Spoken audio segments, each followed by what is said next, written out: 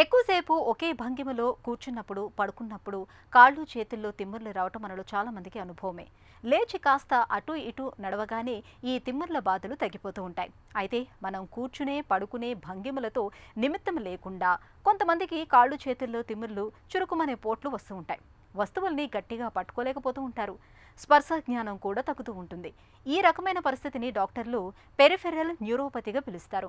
Peripheral న్యూరోపతికి కారణాలు, చికిత్సా మార్గాల గురించి పూర్తి వివరాలను ఇప్పుడు తెలుసుకుందాం.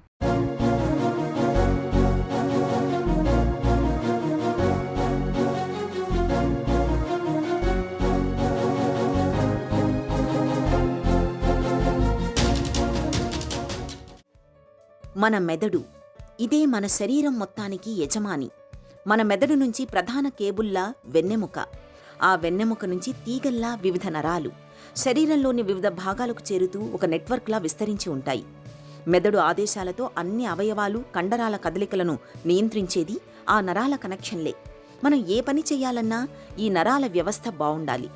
కాళ్ళు, చేతుల్లోకి విస్తరించి ఉండే కొన్ని నరాలను పెరిఫెరల్ నరాలు అంటారు. అడుగు తీసి అడుగు వెయ్యాలన్నా, ఒక వస్తువు పట్టుకోవాలన్నా, ఆ వస్తువు వేడిగా ఉందా, చల్లగా ఉందా తెలియాలన్నా ఈ పెరిఫెరల్ నరాల పనితీరు బావుండాలి. ఇవి చక్కగా తమకు నిర్దేశించిన పని చేస్తుండాలి. ఈ నరాల వ్యవస్థలో ఎక్కడ ఏ చిన్న అవాంతరం తలెత్తినా స్పర్శ తగ్గడం, తిమ్మిర్లు పట్టడం, చురుకుమనే పోట్లు వంటి లక్షణాలు కనిపిస్తాయి. పెరిఫెరల్ నరాలు దెబ్బతినడం వల్ల కనిపించే ఇలాంటి లక్షణాలని డాక్టర్లు పెరిఫెరల్ న్యూరోపతిగా పిలుస్తారు. షుగర్ పేషెంట్లలో ఈ న్యూరోపతి సమస్య ఎక్కువగా కనిపిస్తుంటుంది. మన బాడీలో మెదడు నుంచి సిగ్నల్స్ వెన్నుపూసకు వస్తాయి, అంటే వెన్నుపాముకి. వెన్నుపాము నుంచి నరాల ద్వారా కండరాలకు సప్లై ఉంటుంది. సో దానివల్ల ఏమవుతుంది, మనం ఏదైనా మూమెంట్ చేయాలన్నప్పుడు బ్రెయిన్ నుంచి సిగ్నల్ స్పైనల్ కార్డ్ నుంచి నర్వ్స్ ద్వారా కండరాలకు వెళ్ళి యాక్షన్ అనేది అవుతుంది.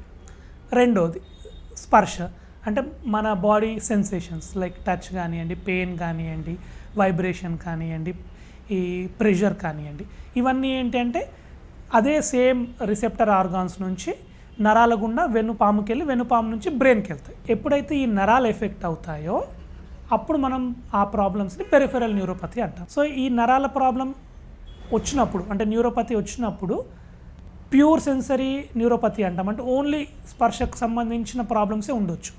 ఆర్ ప్యూర్ మోటార్ న్యూరోపతి అంటాం, అంటే ఓన్లీ కండరాలకు సంబంధించిన ప్రాబ్లం రావచ్చు. రెండు ప్రాబ్లం ఉన్నాయనుకోండి మిక్స్డ్ నర్వ్లో, అప్పుడు స్పర్శకు సంబంధించిన ఇబ్బందులు ఉండొచ్చు and at the same time కండరాలకు సంబంధించిన ఇబ్బందులు కూడా ఉండొచ్చు.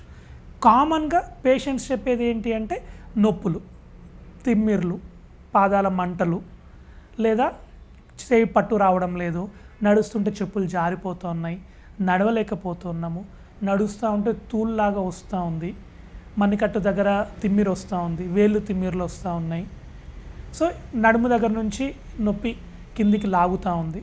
సో ఇవన్నీ పెరిఫెరల్ న్యూరోపతి యొక్క లక్షణాలు. అంటే వీక్నెస్ ఆర్ఎల్స్ కొన్నిసార్లు ఆటోనామిక్, అంటే తెలియకుండా మోషన్ అయిపోవడము, లేదా యూరిన్ ఆగిపోవడము, యూరిన్ ఆగాగి రావడము, లేదా హార్ట్ రేట్ కంట్రోల్ లేకపోవడము సరిగా. సో ఇవన్నీ ఆటోనామిక్ ప్రాబ్లం. పెరిఫెరల్ నరాల్లో sensor nerve, motor nerve, autonomic nerve అనే 3 రకాల నరాలు ఉంటాయి.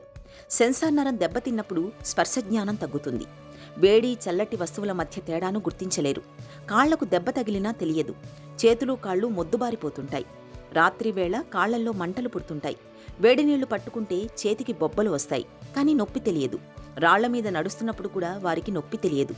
మధుమేహంతో బాధపడే వారిలో ఈ నరాలు దెబ్బతినడం చాలా ప్రమాదం.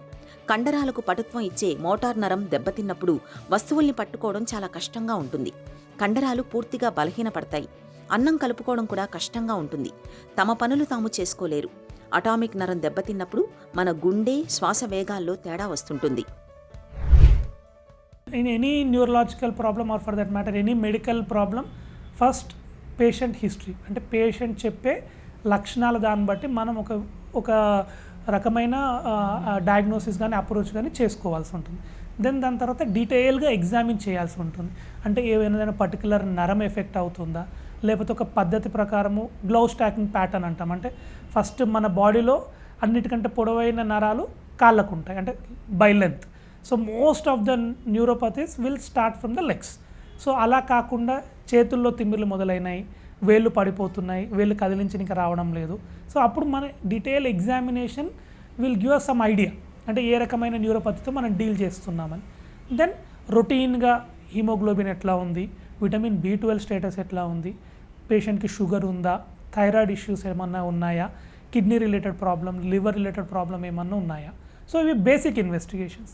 ఇవి అయిపోయిన తర్వాత నరాల పనితనం, స్పర్శకు సంబంధించినవి ప్లస్ మోటార్ న్యూస్, వీటికి సంబంధించిన దానికి మనము నరాలు ఎలా పనిచేస్తున్నాయి, ఎక్కడైనా ఒత్తిడికి గురవుతున్నాయా, ఏమైనా ప్రాబ్లం అవుతుందా అనే దానికి నర్వ్ కండక్షన్ స్టడీస్ అంటాం. సో ఇవి చాలా వరకు చాలా డయాగ్నోస్టిక్ సెంటర్లో, చాలా హాస్పిటల్స్లో అవైలబుల్ ఉంది.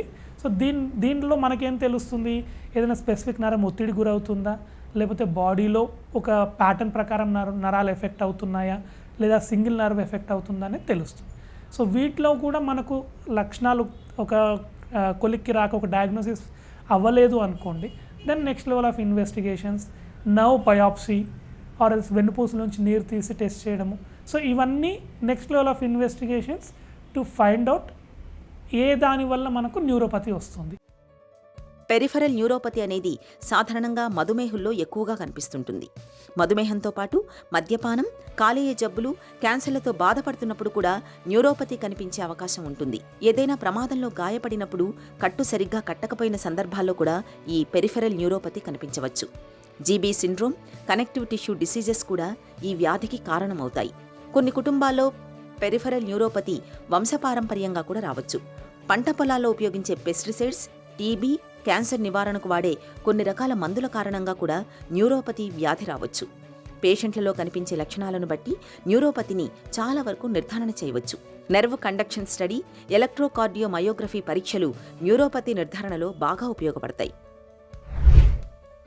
ఏ జబ్బుకైనా కూడా it is a patient centric treatment, అంటే అందరికీ ఒకే రకమైన ట్రీట్మెంట్ ఉంటుంది. సో ట్రీట్మెంట్లో కూడా 2 భాగాలుగా చూస్తాం. ఒకటి symptomatic treatment, 2 disease oriented treatment. Symptomatic treatment అనుకోండి, ఇప్పుడు ఫస్ట్ సపోజ్ పేషెంట్ సార్ కాళ్ళలో మంటలు ఉన్నాయి, లేదా తిమ్మిర్లు ఉన్నాయి, లేదా స్పర్శ తెలవడం లేదు. సో దానికి సిమ్టమాటిక్గా న్యూరోపతిక్ మెడిసిన్స్ పెడతాం, సో దట్ నొప్పి తగ్గడానికి, మంటలు తగ్గడానికి, స్పర్శ బెటర్గా తెలవడానికి. సో ఇది symptomatic management. Then disease management ఎప్పుడు తెలుస్తుంది మనకు ఈ న్యూరోపతి అనేది దేనివల్ల వచ్చింది. ఇప్పుడు ఫర్ సపోజ్ విటమిన్ B12 తక్కువ ఉంది, సో విటమిన్ B12 తగ్గడం వల్ల న్యూరోపతి వచ్చింది. సో సిమ్టమాటిక్ ట్రీట్మెంట్ ఇస్తాము. 2 డిజీజ్కి విటమిన్ B12 సప్లిమెంటేషన్, థైరాయిడ్ తక్కువ ఉంటే థైరాయిడ్ సప్లిమెంటేషన్, డయాబెటీస్ ఉందనుకోండి షుగర్ కంట్రోల్ చేయడము, జీపీఎస్ లాంటి ప్రాబ్లమ్స్ ఉన్నాయనుకోండి ఐవీఏజ్ అనే ఎక్స్పెన్సివ్ ఇన్వెస్టిగేషన్స్, కొన్ని నరాల జబ్బులకు స్టీరాయిడ్స్, కొన్నిటికి physiotherapy. If for suppose CTS అంటే ఎంట్రాప్మెంట్ న్యూరోపతిస్ అంటాం, సిటిఎస్ అని, క్యూబెటల్ టార్సల్ సిండ్రోమ్ అని, ఈ వీటిలో ఏమవుతుంది అంటే మనకు సర్జికల్ ఇంటర్వెన్షన్స్ అవసరం ఉంటాయి. ఆ పర్టికులర్ నరం ఎక్కడైతే ప్రెస్ అవుతుందో దాన్ని మనం రిలీజ్ చేస్తాం. రిలీజ్ చేయడం వల్ల పేషెంట్కి symptomatic relief plus disease modification కూడా అవుతుంది. న్యూరోపతిని ఎంత ముందుగా గుర్తించి కారణాన్ని కనుగొని చికిత్స చేస్తే అంత ప్రభావవంతంగా నయమవుతుంది. పెరిఫెరల్ న్యూరోపతి లక్షణాలను తగ్గించడానికి ప్రస్తుతం మంచి మందులు అందుబాటులో ఉన్నాయి.